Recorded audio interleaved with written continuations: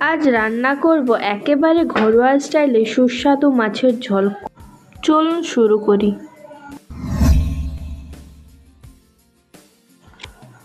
প্রথমে শিলে নিয়ে নিলাম আদা, রসুন, কাঁচা লঙ্কা, পেঁয়াজ আর টমেটো। তারপর সব একসাথে ভালো করে বেটে নিলাম।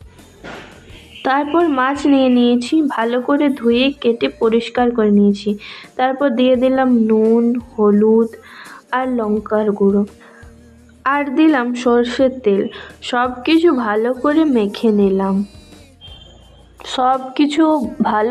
হাত দিয়ে মেখে নিলাম। তারপর একটা কড়াইতে তেল দিলাম। তেলটা গরম হলেই শুরু করব আসল রান্না। তেলটা গরম হয়ে এলে মেখে রাখা মাছগুলো একে একে ভেজে নিলাম। এরপর ওই তেলের মধ্যে দিয়ে দিলাম গোটা জিরে আর শুকনো লঙ্কা। তারপর দিলাম তেজপাতা। তারপর দিয়ে দিলাম বেটে নেওয়া সেই মশলাটা, আদা, রসুন, পেঁয়াজ, কাঁচা লঙ্কা আর টমেটো। তারপর দিয়ে দিলাম নুন, হলুদ আর লঙ্কার গুঁড়ো। মশলাটি এবার ভালো করে কিছুক্ষণ ধরে কষে নেব। গ্যাসের আঁচ মিডিয়ামে রেখে কিছুক্ষণ ভালো করে কষান।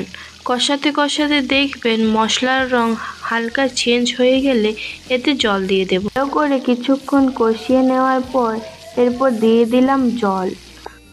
যতটা আপনাদের ঝোল দরকার অতটা আপনারা ঝোল দেবেন। জল দেওয়ার পর আমি একটু নেড়ে নিচ্ছি। তারপরে জলটা ফুটে আসলেই আমি এর মধ্যে এক এক করে সব মাছগুলো দিয়ে দিচ্ছি। আর এভাবেই রেডি আমাদের ঘরোয়া স্টাইলে মাছের ঝোল। একটা থালাতে পরিবেশন করে নিলাম।